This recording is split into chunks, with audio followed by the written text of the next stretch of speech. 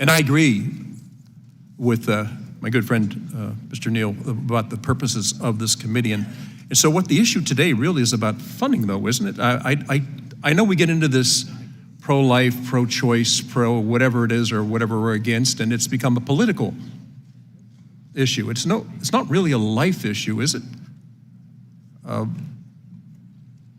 Dr. Wenstrup's testimony was really moving. I know that after our first child was born, then we went through an ectopic pregnancy, and then we were blessed shortly after that.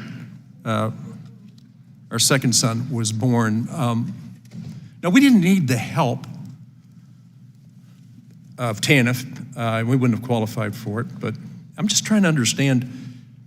So TANF provides $16.5 billion in federal funding to states to further force statutory purposes, provide assistance to needy families so that children can be cared for in their own home or in the home of relatives, and the dependence of needy parents on government benefits by promoting job preparation, work, and marriage, prevent and reduce incidence out of wedlock pregnancies, and encourage the formation of two-parent families. I don't know how we got to this point, and I guess politically we can score points on it when it comes to, one is right to health care, and part of the health care is to an abortion if that's what's determined by the mother. I would really like to get down to what it is that the committee does do, and it is about using the time that we have to work on policies that make sense to the people that we represent. Not just Republicans that we represent, or Democrats that we represent, or Libertarians, whomever it may be, but the American people. I've just often been perplexed by the issue that comes down to the right to end a pregnancy or abort a child. And if that's really the most important issue that we face every single day, and we use it as a political cudgel, I mean, is that really who we are? I just don't understand anymore what it is. And if you want to help somebody who is not in a position economically to get through a tough situation and help them, the sum is that you lied to them, you cheated them, you gave them false information, and you prevented them from aborting a child. I mean, how bizarre is that as an argument? So we often talk about our population, and we say 25% of the population is what we consider youth, and 75%, I guess, are the more mature adults. I don't understand half of that, but anyways, let me just say this. If that is truly the most important asset we have as a nation,